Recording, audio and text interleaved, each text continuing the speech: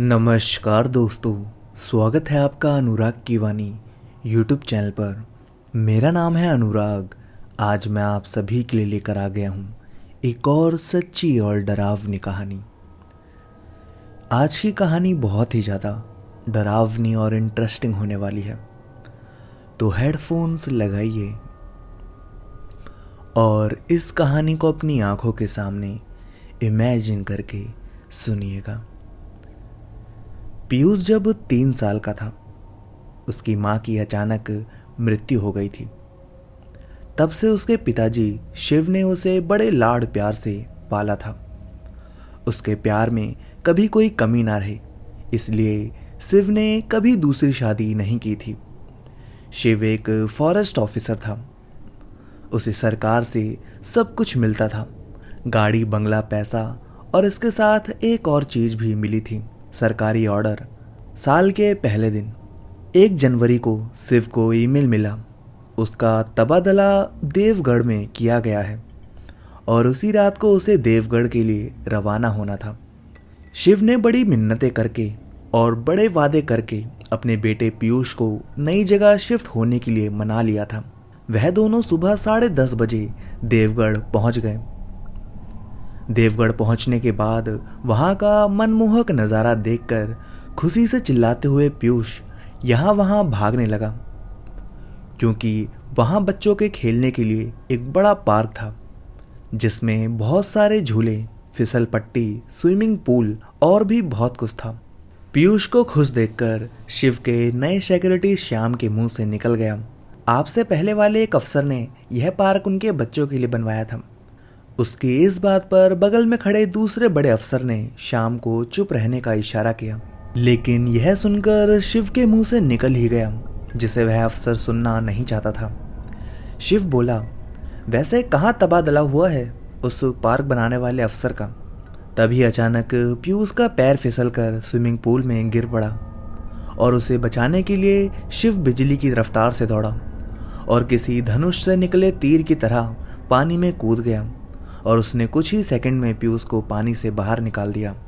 उस वक्त दूसरा बड़ा अफसर इस बात का शुक्र मना रहा था कि शिव ने अपने पूछे हुए सवाल का जवाब वापस नहीं मांगा। शिव ने पीयूष को बंगले में ले जाकर बेड पर लेटा दिया।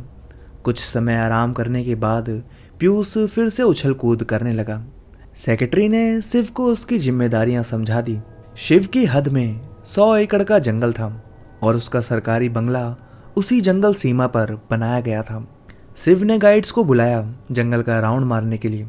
गाड़ी निकालने का आदेश दिया। जाते जाते उसने सोचा कि क्यों ना पीयूष को भी जंगल दिखा लाऊं, कोई खरगोश या हिरन दिख गया तो खुश हो जाएगा बच्चा। इस तरह से उसने पीयूष को भी अपने साथ ले लिया। गाड़ी में शिव ने श्याम और वहां के एक पुराने गार्ड के चेहरे पर डर पहचान लिया था। फिर शिव ने सवाल पूछ लिया जो कुछ समय पहले टल गया था। उसने फिर पूछा, श्याम, वो पुराने अफसर का तबादला कहाँ हुआ है? ये तो तुमने बताया ही नहीं, और वो बड़े साहब उस बात को टाल क्यों रहे थे? श्याम ने कुछ ठीक से पता नहीं ऐसा जवाब दिया, पर इस बात से शिव सहमत नहीं था। फिर थोड़ा दबाव डालने पर सेक्रेटरी ने सब कुछ बताना शुरू किया। उस पार्क को बनाने वाले अफसर का नाम जॉन डिसूजा था। उसे तंत्र मंत्र सिद्धियों का काफ़ी ज्ञान था। उसका कहना था कि तंत्र मंत्र सिद्धियों की शक्तियों से इंसान अमर भी हो सकता है। उसके पास जादू टोना की किताब का भंडार था जो उन्हें रात भर पढ़ता था। इसी पागलपन में उसकी मौत एक रहस्यमय और खौफनाक तरीके से हुई, जिसमें उसके परिवार को भी दर्दनाक मौत मिली। जॉन ने सबसे पहले अपनी खुद की बच्ची को पूल में डुबा कर मारा।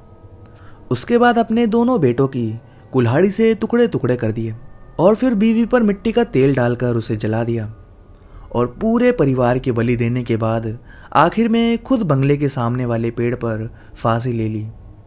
ये सब उसने मध्य रात्रि रात के वक्त किया था। एक गार्ड ने उसे रोकने की कोशिश भी की थी, पर जॉन ने उसका भी पेट चीरकर उसकी आंतें बाहर निकाल दी थी। हम जब सुबह वहां पहुंचे तब उसकी बेटी की लाश पूल पे सफेद होकर तैर रही थी। उसके नजदीक ही उसके बेटों के कटे हुए हाथ, पैर और सिर के टुकड़े पड़े थे। उसकी बीवी की जली हुई लाश आंगन में पड़ी थी और इसके साथ ही जॉन की लाश पेड़ पर लटक रही थी। बहुत ही डरावना नज़ारा था। बाद में उसके परिवार सहित उसे भी सरकार ने जंगल के बीचों बीच तालाब के पास दफना दिया था।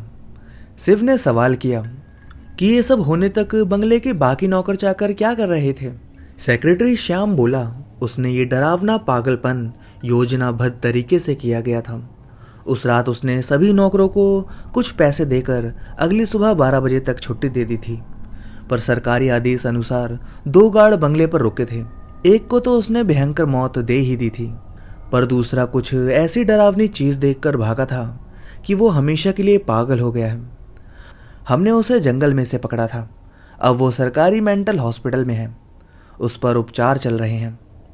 वो बार बार कहता है कि वो हर अमावस्या को आएगा और एक एक की बलि ले जाएगा। उस दिन से आज तक जो भी अमावस्या की रात उस बंगले में रुकता है, वह सुबह फिर से फांसी लेकर आत्महत्या कर लेता है। तब से हर अमावस्या की रात यहाँ किसी को रुकने नहीं दिया जाता। गांव के पुराने पंडित जी बताते हैं कि जॉन की रूह यहाँ रुकने वाले के शरीर में प्रवेश करके उसे आत्महत्या के लिए मजबूर करती है, इसलिए लोग मरते हैं।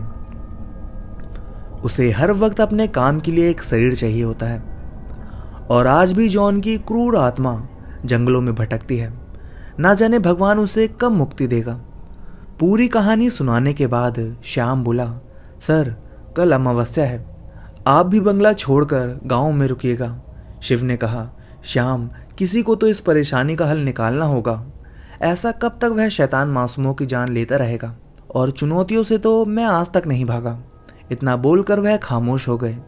शिव को अपनी नहीं पर पीयूष की चिंता सताने लगी थी। उसने मन ही मन तय किया कि पीयूष को कुछ दिनों के लिए उसके मामा के घर भेज देना ठीक रहेगा, और खुद ही इस जॉन की आत्मा को हमेशा के लिए नरक में भेज कर ही दम लेगा। शाम होते होते गाड़ी बंगले पे पहुंची। सब बिना कुछ कहे गाड़ी से उतरकर अपने अपने काम में जुट गए। उनके जंगल से आने तक नौकरों ने रात के खाने की तैयारी कर ली थी। सभी गाइड्स रात का खाना खत्म करके नाइट शिफ्ट में तैनात हो चुके थे, और गांव के लोग जो खाना बनाने और साफ सफाई के लिए आते थे, वह तो दिन ढलने के बाद ही राम राम का जाप करते हुए अपने घर पहुंच चुके थे, क्योंकि गांव के लोग उस बंगले में रात को रुकने से डरते थे। शिव ने रात के खाने के बाद पीयूष को सुला दिया और खुद भी लेटे लेटे सोचने लगा कि शिव के मामा संग्राम से फ़ोन करके मदद मांग ही लूँ। वो बीच में जाकर एक बेंच पर बैठा और सिगार सुलगाने लगा। तभी सन्नाटे को चीरते हुए आने वाली एक चीख ने उसे डरा दिया। वो आवाज़ गाइड्स की थी। शिव गेट की तरफ तेजी से भागा। वहां पहुंचने पर जो नज़ारा शिव की आंखों ने देखा था, उससे उसका कलेजा कांप उठा, क्योंकि मौत का तांडव शायद अमावस्या से पहले ही शुरू हो चुका था। उन दोनों गाइड्स की लाशें गेट के पास ही पड़ी थी। शिव ने वक्त जाया नहीं किया। वो तेजी से पीयूष के कमरे में पहुंचा, पर पीयूष अपने बेड पर नहीं था। शिव उसे आवाज़ें देते हुए सभी कमरों में देखने लगा। शिव की आवाज़ सुन के श्याम अपने कमरे से बाहर निकला। शिव ने बाहर जो कुछ देखा उसे सब बता दिया। फिर दोनों मिलकर पीयूष को ढूंढने लगे। तभी स्विमिंग पूल के पानी में कुछ जोर से गिरने की आवाज़ आई। दोनों घर के बाहर स्विमिंग पूल की तरफ भागे। वहाँ स्विमिंग पूल पर पीयूष एक आदमी के साथ पानी पर खड़ा था। श्याम कांपती आवाज़ से बोला, जॉन डिसूजा। वो प्रेत आत्मा शिव को देखकर हंस रही थी, मानो वो पीयूष को अपने साथ किसी और दुनिया में ले जाने आया हो। घबराहट से शिव की सांसें फूल रही थी। उसी वक्त वो जोर से चिल्लाया और उठ के अपने बेड पर बैठ गया, क्योंकि वो सिर्फ एक बुरा सपना था और पीयूष उसके बगल में अपने टेडी बियर से लिपट कर सो रहा था। उसके बाद शिव ने संग्राम को फ़ोन करके कुछ देर बात कर ली। फ़ोन रखने से पहले संग्राम सिर्फ इतना ही बोला कि मैं समय पर पहुंच जाऊंगा, क्योंकि दूसरे ही दिन ही अमावस्या थी। शिव पीयूष के साथ हनुमान जी के मंदिर माथा टेक के आया और वहाँ के पुराने पंडित जी से पहचान भी कर ली।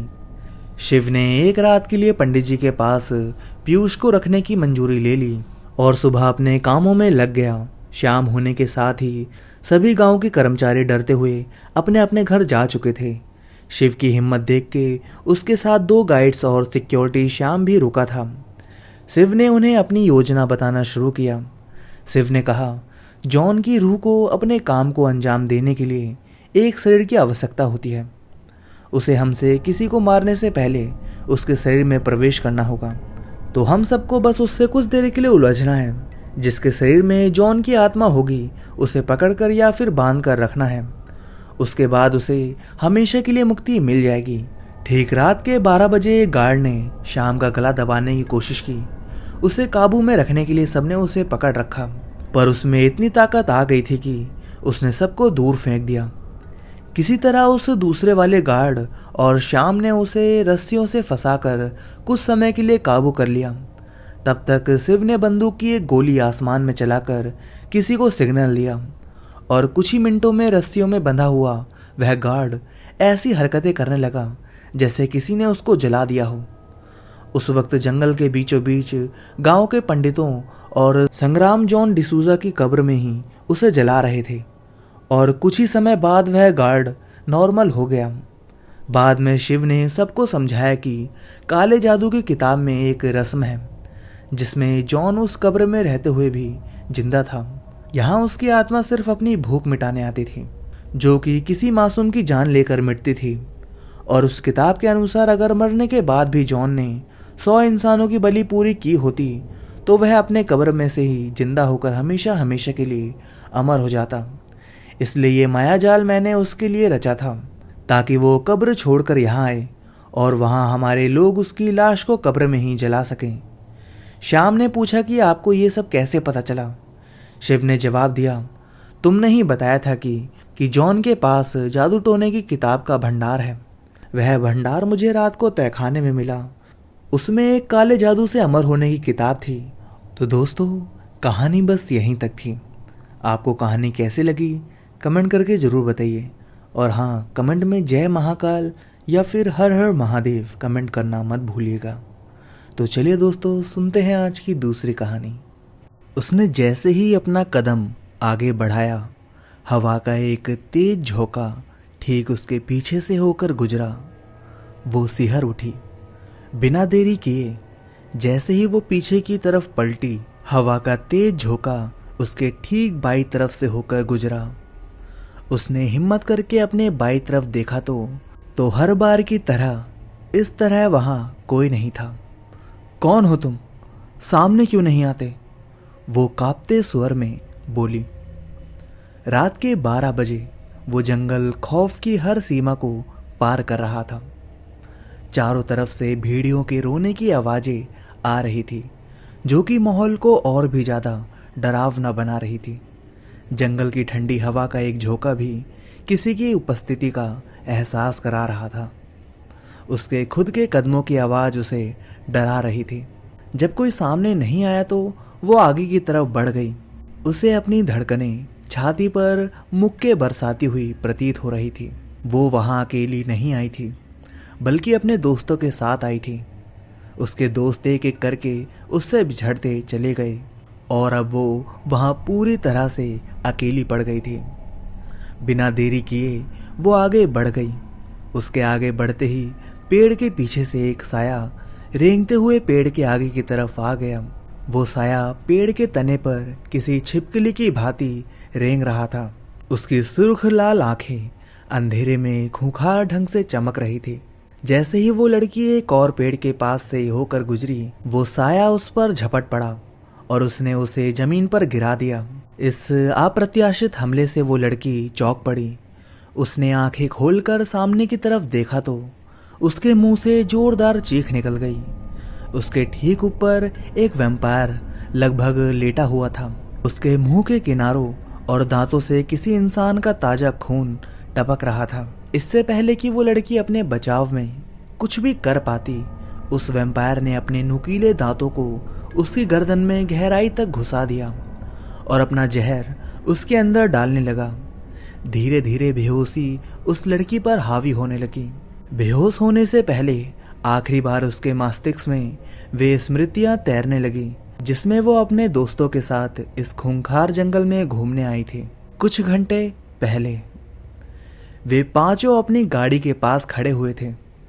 उनके इस छोटे से ग्रुप में 3 लड़कियां और 2 लड़के थे। छुट्टी का दिन होने की वजह से वे अपने इलाके की सबसे मशहूर जगह एलोरा फॉरेस्ट घूमने आए थे। पुरातत्ववेत्ता होने की वजह से वो जगह उनके लिए काफ़ी मायने रखती थी। कहा जाता था कि एक समय उस फॉरेस्ट में वैम्पायर रहा करते थे। आज भी लोगों का दावा था कि उस जंगल में वैम्पायर रहते हैं, लेकिन ये सिर्फ लोगों का भ्रम बनकर रह गया था। अब हमें यहाँ से चलना चाहिए राज, अंधेरा होने को है। उनमें से तान्या नामक एक लड़की ने राज की तरफ देखते हुए कहा, कम ऑन तान्या, तुम कुछ ज़्यादा ही डर रही हो। रात के वक्त जंगल में घूमने का मज़ा ही अलग होता है। राज उसकी बात को मजाक में उड़ाते हुए बोला, और नहीं तो क्या, मूनलाइट डिनर की बात ही अलग होती है। शिल्पा राज से सहमत होते हुए बोली, ठीक है, अगर तुम लोग चाहते हो तो थोड़ा और अंदर तक घूम कर आते हैं। शिवम धीरे से बोला। मन ही मन वो तान्या से सहमत था। उस जंगल में अनेकों खूनी वारदातें हो चुकी थी, ऊपर से वहाँ जंगली जानवरों का खौफ भी था। वे पांचों गाड़ी में बैठ गए और जंगल में गहराई की तरफ जाने लगे। जैसे जैसे वे जंगल में गहराई की तरफ बढ़ते जा रहे थे, अंधेरा भी बढ़ता जा रहा था। उन लोगों को गाड़ी चलाते हुए 15 मिनट भी नहीं हुए थे कि तभी कोई चीज बड़ी तेजी से आकर गाड़ी के बोनट से टकरा गई। शिवम ने एकदम से गाड़ी के ब्रेक लगा दिए।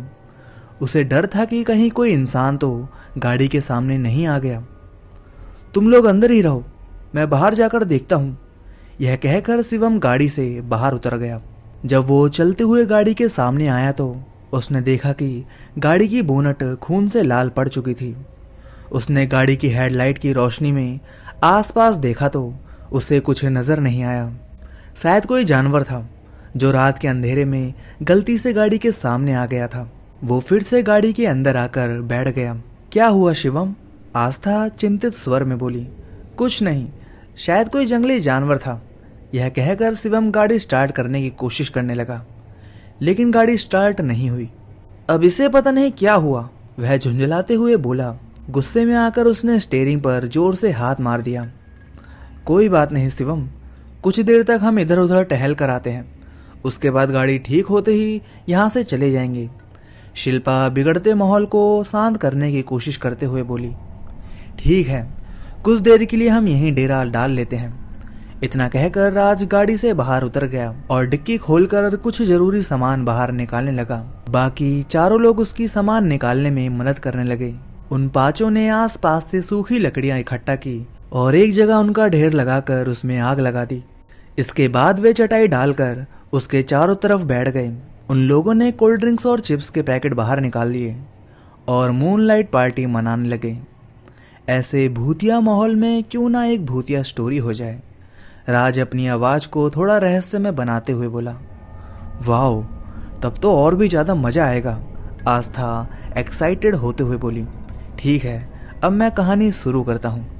यह कहकर राज ने हल्के से अपना गला खंखारा। इसके बाद उसने धीरे से बोलना शुरू किया। तकरीबन 100 साल पहले इस जंगल में वैम्पायर्स का साम्राज्य हुआ करता था। वे लोग ठीक इंसानों की तरह दिखते थे। इसी वजह से कभी किसी को उनके अस्तित्व के बारे में पता नहीं चला। उन वैम्पायर्स का किंग खुद ड्रैकुला था। वो अपनी पत्नी के साथ इसी जंगल में रहता था। कहते हैं कि उन सभी वैम्पायर्स में से एक वैम्पायर को एक इंसानी लड़की से प्यार हो गया। उस इंसानी लड़की को उसने अपने बारे में सब कुछ बता दिया। कहा जाता है कि वह इंसानी लड़की धोखेबाज निकली और उसने वैम्पायर्स के इलाके के बारे में इंसानों को बता दिया। एक दिन जब सभी वैम्पायर्स अपनी गुफा में सो रहे थे, तब इंसानों ने धोखे से उन सभी को जिंदा जलाकर मार डाला। उन्हें लगा था कि सभी वैम्पायर्स जलकर मर चुके हैं, लेकिन नहीं, ड्रैकुला उस आग से बचकर बाहर निकल गया था।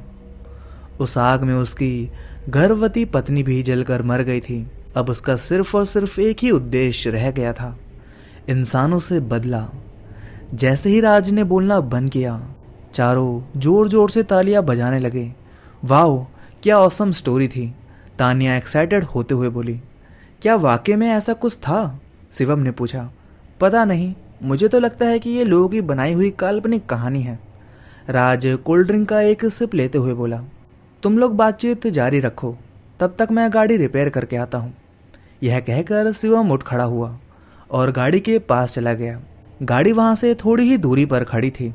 गाड़ी के पास पहुंचकर उसने जैसे ही गाड़ी का बोनट खोला, उसके होश फक्ता हो गए।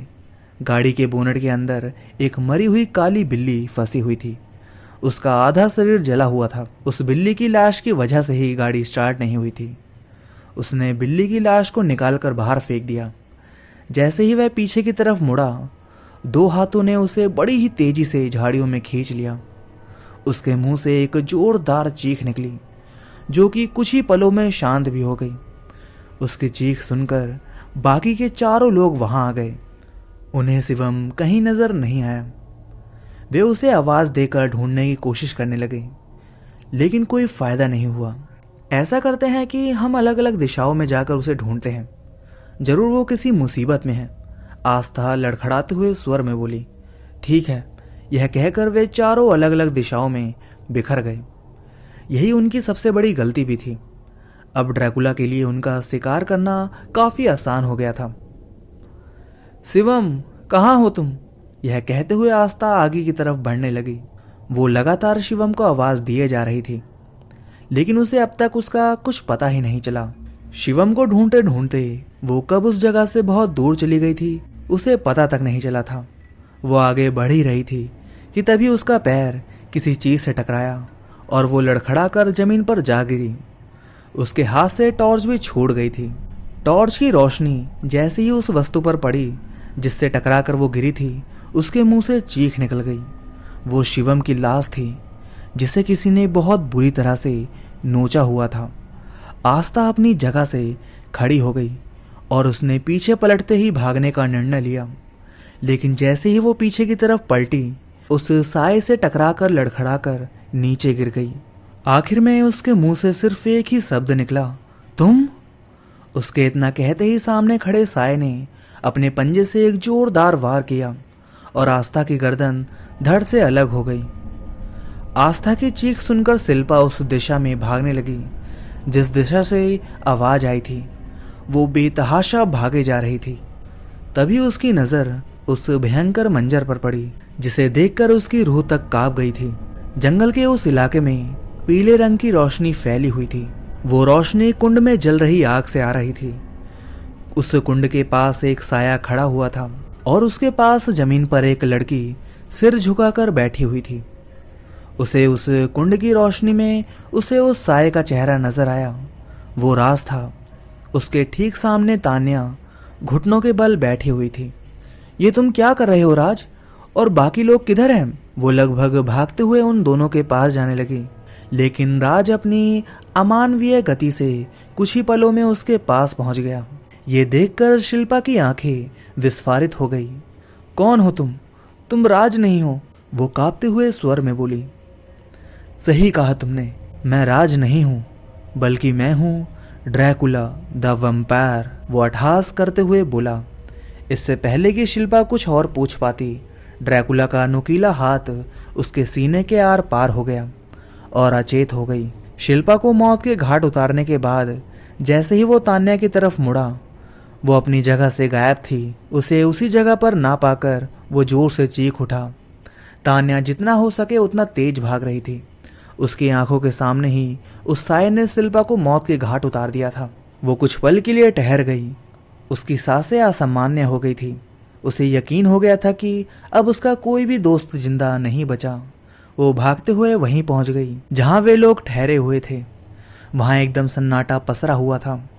अब उसने तय कर लिया था कि वो वहां एक पल भी नहीं रुकेगी। जैसे ही उसने अपना कदम आगे बढ़ाया, हवा का एक तेज झोंका ठीक उसके पीछे से होकर गुजरा। वो सिहर उठी। बिना देरी किए जैसे ही वो पीछे की तरफ पलटी, हवा का तेज झोंका उसके ठीक बाई तरफ से होकर गुजरा। उसने हिम्मत करके अपनी बाई तरफ देखा तो हर बार की तरह वहां कोई नहीं था। कौन हो तुम? सामने क्यों नहीं आते? वो कांपते स्वर में बोली। रात के 12 बजे वो जंगल की हर सीमा को पार कर रहा था। चारों तरफ से भेड़ियों के रोने की आवाजें आ रही थी, जो कि माहौल को और भी ज्यादा डरावना बना रही थी। जंगल की ठंडी हवा का एक झोंका भी किसी की उपस्थिति का एहसास करा रहा था। उसके खुद के कदमों की आवाज उसे डरा रही थी। जब कोई सामने नहीं आया तो वो आगे की तरफ बढ़ गई उसे अपनी धड़कनें छाती पर मुक्के बरसाती हुई प्रतीत हो रही थी। वो वहां अकेली नहीं आई थी, बल्कि अपने दोस्तों के साथ आई थी। उसके दोस्त एक एक कर उससे बिछड़ते चले गए थे और अब वो वहां पूरी तरह से अकेली पड़ गई थी। बिना देरी किए वो आगे बढ़ गई। उसके आगे बढ़ते ही पेड़ के पीछे से एक साया रेंगते हुए पेड़ के आगे की तरफ आ गया। वो साया पेड़ के तने पर किसी छिपकली की भांति रेंग रहा था। उसकी सुर्ख लाल आंखें अंधेरे में खूंखार ढंग से चमक रही थी। जैसे ही वो लड़की एक और पेड़ के पास से होकर गुजरी, वो साया उस पर झपट पड़ा और उसने उसे जमीन पर गिरा दिया। इस अप्रत्याशित हमले से वो लड़की चौंक पड़ी। उसने आंखें खोलकर सामने की तरफ देखा तो उसके मुंह से जोरदार चीख निकल गई। उसके ठीक ऊपर एक वैम्पायर लगभग लेटा हुआ था। उसके मुंह के किनारे और दांतों से किसी इंसान का ताजा खून टपक रहा था। इससे पहले कि वो लड़की अपने बचाव में कुछ भी कर पाती, उस वैम्पायर ने अपने नुकीले दांतों को उसकी गर्दन में गहराई तक घुसा दिया और अपना जहर उसके अंदर डालने लगा। धीरे धीरे बेहोशी उस लड़की पर हावी होने लगी। उसके ठीक सामने उसका सबसे अच्छा दोस्त एक पिशाच के रूप में खड़ा था। जैसे ही उसकी आंखें बंद हुई, ड्रैकुला जोर जोर से हंसने लगा। मैं किसी भी इंसान को जिंदा नहीं छोड़ूंगा। उसने बड़े ही खूंखार ढंग से ये सब बात कही। इसके बाद वह वहां से ठीक उस तरह गायब हो गया मानो वो वहां कभी था ही नहीं। तो दोस्तों, पहली कहानी यहाँ खत्म होती है। आपको कहानी कैसी लगी कमेंट करके जरूर बताइए। और हाँ, कमेंट में जय महाकाल या हर हर महादेव कमेंट कर दीजिए। तो चलिए दोस्तों, सुनते हैं आज की दूसरी कहानी। रात के ठीक 8:30 बजे दो लड़के एक सुनसान से बस स्टैंड पर खड़े हुए थे। उन दोनों लड़कों की उम्र तकरीबन 15-16 के आसपास थी और उन दोनों ने एक ही जैसे कपड़े पहने हुए थे। उनमें से एक लड़की की आंख गहरी हरे रंग की थी, जबकि दूसरे लड़की की आंख खूनी लाल रंग की थी। वे दोनों एक दूसरे की तरफ पीठ किए हुए खड़े थे। उन दोनों ने जब अपने चारों तरफ नजरें दौड़ाकर देखा तो पाया कि आम तौर पर जो बस स्टैंड लोगों से भरा रहता था, वहां दूर से दूर तक एक परिंदा भी नजर नहीं आ रहा था। चारों तरफ एक अजीब सा किंतु हड्डियों में सिरहन पैदा कर देने वाला सन्नाटा फैला हुआ था। प्रकाश स्रोत के नाम पर भी वहां केवल एक स्ट्रीट लैंप मौजूद था, लेकिन उसका प्रकाश अंधेरे को मिटा देने के लिए ना काफी था। उन दोनों लड़कों में से हरी आंखों वाले लड़के के हाथ में एक बड़ा सा कैमरा था, जिससे वह रिकॉर्डिंग कर रहा था, जबकि लाल आंखों वाले लड़के के हाथ में एक पुराने जमाने की टॉर्च थी, जो कि तब तक ही जलती थी जब तक कि उसके ऊपर लगे लाल बटन को लगातार दबा कर रखा जाता था। शूटिंग के लिए ये लोकेशन बेस्ट है हैरी, बस तू कैमरे को अच्छे से पकड़ कर रख, लाल आंखों वाले लड़के ने अपने दोस्त हैरी से कहा। उसने टॉर्च को अपने चेहरे से थोड़ा नीचे की तरफ ऑन किया हुआ था, जिस वजह से वह उस अंधेरी जगह पर रहस्यमय के साथ साथ डरावना भी लग रहा था। मैंने रिकॉर्डिंग चालू कर दी है एलेक्स, अब बस तुम अपने डायलॉग बोलना शुरू करो। इतना कहकर हैरी ने कैमरे को एक खास एंगल से पकड़ लिया और इसी के साथ ही वह एलेक्स की तरफ पलट गया और उसने रिकॉर्डिंग करना शुरू कर दिया। एलेक्स ने हल्के से गला खंखारा और बोलना शुरू किया। सो हे गाइस, कैसे हैं आप सब? आप लोगों की डिमांड पर हम फिर से आ चुके हैं एक न्यू हॉरर प्लेस पर। इतना कहकर एलेक्स बोलते बोलते एक तरफ हट गया, जिससे कैमरे में बस स्टैंड पूरा कैप्चर हो सके। जी हाँ, आप लोगों ने बिल्कुल सही सुना, ये वही जगह है जहाँ पर एक रहस्यमय नकाबपोश लड़की का आतंक फैला हुआ है। वो लड़की अब तक बहुत सारे लोगों की जान ले चुकी है, लेकिन फिर भी हम लोग यहाँ पर आए हैं तो सिर्फ और सिर्फ आपकी डिमांड पर। एलेक्स के इशारा करने पर हैरी उस जगह रिकॉर्डिंग के लिए पहुंच गया जहां जमीन पर एक लेटे हुए इंसान की आकृति बनी हुई थी।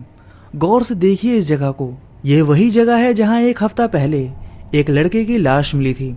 पुलिस का कहना है कि ये एक सीरियल किलर का काम है, लेकिन असल में इन सब के पीछे उसी नकाब वाली लड़की का हाथ है। आज हम उस लड़की की सच्चाई जानकर ही रहेंगे और इस राज से पर्दा उठाएंगे कि आखिर वो लोगों को मारती क्यों है। क्या आप इस सफर पर अपने पीछे देखो एलेक्स। एलेक्स का डायलॉग पूरा होने से पहले ही हैरी अचानक से बोल पड़ा। उसके चेहरे पर डर के भाव साफ झलक रहे थे। एलेक्स ने पीछे की तरफ पलटकर देखा तो सामने की तरफ एक लड़की खड़ी हुई थी, लेकिन अंधेरा होने की वजह से उसकी छवि धुंधली नजर आ रही थी। उस लड़की को देखते ही एलेक्स भी खुद को डरा हुआ महसूस करने लगा। उसने पीछे की तरफ गर्दन घुमाकर हैरी को चाकू निकालने का इशारा किया, लेकिन जैसे ही उसने एक बार फिर से सामने की तरफ देखा तो उसके हाथ से छूटकर टॉर्च जमीन पर गिर गई। उसके ठीक सामने कुछ ही इंच की दूरी पर वही लड़की खड़ी हुई थी, जो कि कुछ सेकंड पहले बहुत दूर खड़ी नजर आ रही थी। बहुत ज्यादा डरा हुआ होने के बाद भी एलेक्स उस लड़की के हुलिये को गौर से देख रहा था। उस लड़की ने सफेद रंग का मास्क लगाया हुआ था और उसके काले बाल चोटी की शक्ल में गुथे हुए कंधे से आगे की तरफ पड़े हुए थे। उसकी कटीली आंखें छोटी और नीले रंग की थी। हे, कौन हो तुम लोग और यहाँ क्या कर रहे हो? उस लड़की ने उन दोनों की तरफ देखते हुए पूछा। उसकी आवाज में घुंघरुओं की सी छनक थी। उन दोनों में से किसी ने कोई जवाब नहीं दिया। वे दोनों ही उस लड़की के अचानक से प्रकट हो जाने की वजह से डरे हुए थे। आई थिंक तुम लोग भी यहाँ उस ब्यूटी गर्ल को ढूंढने आए हो, है ना? उस लड़की ने एक बार फिर से पूछा। ओह, तो उस लड़की का नाम ब्यूटी गर्ल है? हैरी आश्चर्यचकित होते हुए बोला। हाँ, उसके बारे में ये कहा जाता है कि वो लोगों को मारने से पहले उनसे एक सवाल पूछती है। अगर वे उसका जवाब नहीं दे पाते हैं तो वो उन्हें अपने खंजर से मार देती है। उस लड़की ने फुसफुसाते हुए कहा। लेकिन वो ऐसा क्यों पूछती हैं उन लोगों से? एलेक्स ने उस लड़की की तरफ देखते हुए पूछा। वही जो मैं अभी तुम दोनों से पूछने वाली हूँ। उस लड़की ने ये बात बड़ी ही मासूमियत से कही। उन दोनों को कुछ समझ नहीं आया। वे दोनों वहां से भागना तो चाहते थे, लेकिन वे बस वहां खड़े होकर उस लड़की की बातें सुने जा रहे थे। अच्छा, क्या मैं सुंदर हूँ? उस लड़की ने हैरी की आंखों में झांकते हुए पूछा। बिल्कुल नहीं। हैरी के मुंह से अचानक ही ये शब्द निकल पड़ा। उसे खुद अपने कहे इन शब्दों पर हैरानी हो रही थी। तुम्हें ये नहीं कहना चाहिए था। वो लड़की इन शब्दों को एक धुन में गाते हुए बोली।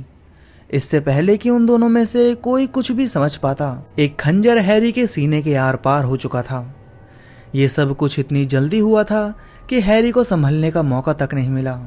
उस लड़की के खंजर निकालते ही हैरी जमीन पर गिर पड़ा और उसकी सांसें वहीं थम गई। अपने दोस्त का ये हाल देखकर एलेक्स को तो जैसे सदमा सा लग गया।